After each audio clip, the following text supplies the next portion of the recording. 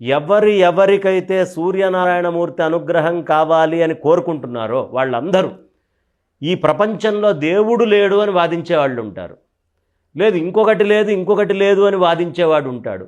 కానీ సూర్యుడు లేడు అని అనగలిగే నాస్తికుడు కానీ అనగలిగేవాడు ఎవడైనా ఉన్నాడా? లేరండి.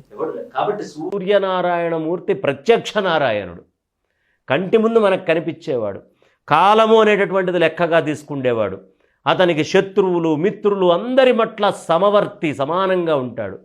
దుర్మార్గుడికైనా సత్కిరణాలను ఇస్తాడు, సన్మార్గుడికైనా ఇస్తాడు. మంచి గంగలో అయినా బురద గుంటలో అయినా ఆయన యొక్క శక్తిని పంచే దాంట్లో ఏ విధమైనటువంటి ఇది ఉండదు. పోనీ ఏమైనా ప్రతిఫలాపేక్ష ఆయన తీసుకుంటున్నాడా? ఏది ఆశించట్లేదు. ఆయన నిజమైనటువంటి మిత్రుడు. అందుకని ఆయనకు 12 నామాల్లో మిత్రహ అనే శబ్దం ఉంటుంది. మిత్రహ, నిజమైనటువంటి ఫ్రెండ్ ఎవరయ్యా అంటే ఎదుటి వాళ్ళ నుంచి ఏమీ ఆశించకుండా వాళ్ళు బాగుండాలి అని ఎప్పుడు ఆలోచించే వాళ్ళ నిజమైనటువంటి మిత్రులు అంటారు. సూర్యుడు ఇంత బలాన్ని, ఇంత శక్తిని, ఇంత అనుగ్రహాన్ని, ఇంత ఆశీస్సుల్ని మనకిస్తోంది. మన నుంచి ఏమన్నా ఆశిస్తున్నాడా? లేదు. ఈ వెలుగుని ఇంత ఇచ్చి ఆయన ఏమన్నా ఆశిస్తున్నాడా? మన నుంచి ఏమీ ఆశించట్లేదు.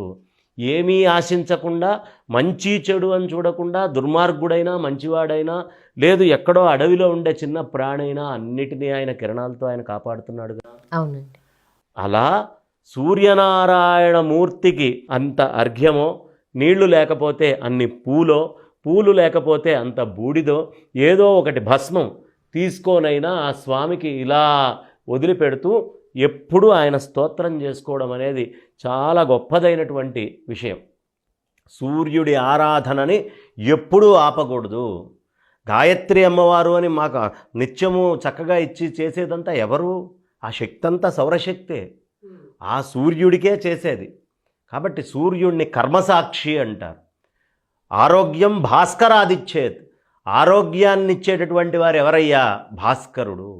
ఇవాళ రోజున మనం ఎక్కడికి వెళ్ళినా, ఏ డాక్టర్ దగ్గరికి వెళ్ళినా ప్రతి వాళ్ళు మీకు విటమిన్ లోపం ఉందండి, వైటమిన్ డిలో ప్రాబ్లం ఉంది అని చెప్తున్నారు.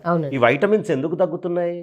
ఏసీల్లో కూర్చొని ఫ్యాన్లకు అలవాటు పడి, ఏసీ లేకపోతే ఒక్క నిమిషం ఏసీ లేదే అని దానికి బాధలు పడుతూ, ఎదుటి వాళ్ళని తిట్టి, ఫ్యాన్లు లేవని తిడుతూ ఎప్పటికప్పుడు ఇబ్బందులు పడుతూ ఉంటే వైటమిన్ డీలు ఎక్కడి నుంచి వస్తాయి?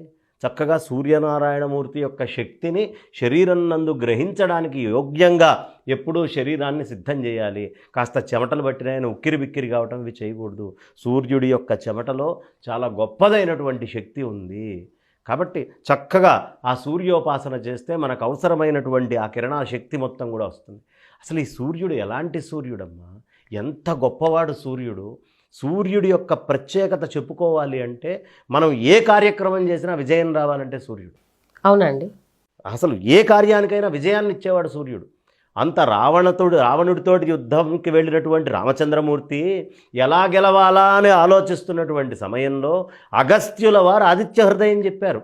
ఆదిత్యుడి యొక్క హృదయాన్ని నువ్వు పారాయణ చేస్తే రావణాసురుడి మీద విజయం వస్తుంది. రాముడికే ఆదిత్య హృదయం వల్ల రావణాసురుడి మీద విజయం వస్తే మనకి విజయం రావాలంటే ఆదిత్య హృదయం కాదు, ఆదిత్య హృదయాన్నే మనం చేస్తీరా. కానీ సూర్యుడి గురించి ఎంత చెప్పినా చాలా తక్కువ. సూర్యారాధన అంత గొప్పది.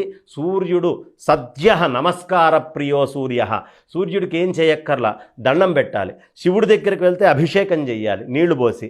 అదే విష్ణుమూర్తి దగ్గరికి వెళ్తే అలంకారం చెయ్యాలి. మరి సూర్యనారాయణమూర్తితో నమస్కారం చేస్తే చాలు. గణపతి నైవేద్య ప్రియుడు. అందుకేనండి యోగాసనాల్లో కూడా సూర్య నమస్కారాలని పెట్టిన ఆంతర్యం కూడా ఇదేనే. అంతేగా ఆరోగ్యం కావాలంటే సూర్య నమస్కారాలు. సూర్య నమస్కారాలు 12, ఆదిత్యులు 12 మంది, ద్వాదశ ఆదిత్యులు అని పిలుస్తాం. ఒక్కొక్క ఆదిత్యుడి పేరు చెప్పుకుంటూ ఒక్కొక్క ఆసనం వేసుకుంటూ వెళ్తాం. కాబట్టి ఈ ద్వాదశ ఆదిత్యులని వేసుకునేది ఆరోగ్యం కోసమే.